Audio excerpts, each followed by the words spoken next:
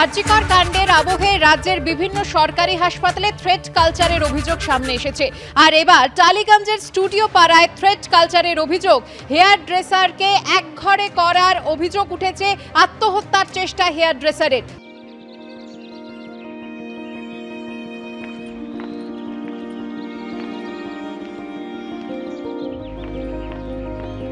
সিলেকশনের বদলে ইলেকশন চাওয়ায় কাজ বন্ধ করে দেওয়ার অভিযোগ।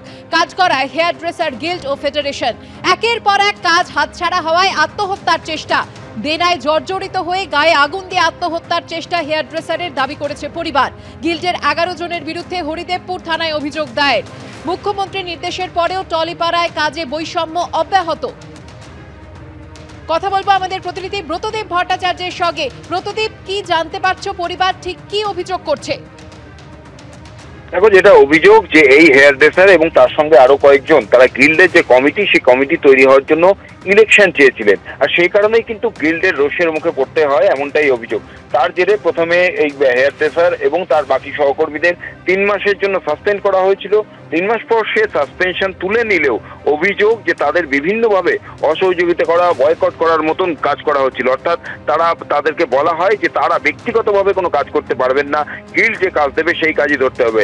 এবং দেখা যায় যে যিনি হেয়ার ড্রেসার, যিনি আত্মহত্যার চেষ্টা করেছিলেন, তিনি সম্প্রতি একটি সিনেমার কাজ ধরেছিলেন এবং সেই কাজে আজকে থেকে যোগ দেওয়ার কথা ছিল, কিন্তু অভিযোগ গিল্ড এবং ফেডারেশনের তরফ থেকে সেই সিনেমার টিমকে জানিয়ে দেওয়া হয় যে এই হেয়ার ড্রেসারকে কাজে নেওয়া যাবে না। অর্থাৎ যে ঘটনা আমরা দেখেছিলাম রাহুল মুখোপাধ্যায়ের ক্ষেত্রে, তারই পুনরাবৃত্তি। এবং যে অভিযোগ, চাঞ্চল্যকর অভিযোগ উঠেছে যে গিল্ডের মনোপ্রুত না হলে, অর্থাৎ গিল্ডের বিরুদ্ধে কথা বললে ঠিক এইভাবে যে থ্রেট কালচারের কথা বলা হচ্ছে, হাসপাতালে অভিযোগ উঠছে, সে একই রকম থ্রেট কালচার কিন্তু এখানে চলে, হুমকি, হুঁশিয়ারি এবং বয়কট। এবং সেই সবের জেরে দীর্ঘদিন ধরে কর্মহীন ছিলেন এই হেয়ার ড্রেসার এবং তার জেরে দেনার দায় জর্জরিত হয়ে গিয়েছিল। এবং গতকাল শেষ পর্যন্ত কোনো উপায় খুঁজে না পেয়ে তিনি আত্মহত্যার চেষ্টা করেছিলেন, যদিও একেবারে শেষ মুহূর্তে আত্মহত্যার আগেই পরিবারের লোকেরা তাকে উদ্ধার করতে পারেন, তাকে হাসপাতালে নিয়ে যাওয়া হয়। এবং এরপরেই ওই হেয়ার ড্রেসারের পরিবারের তরফ থেকে হরিদেবপুর থানায় গিল্ডের 11 জন পদাধিকারীর বিরুদ্ধে অভিযোগ দায়ের করা হয়েছে যে তাকে মানসিকভাবে নির্যাতন করা হতো। এবং এরপরেই স্টুডিও পাড়ার একাধিক অভিনেতা থেকে শুরু করে পরিচালক,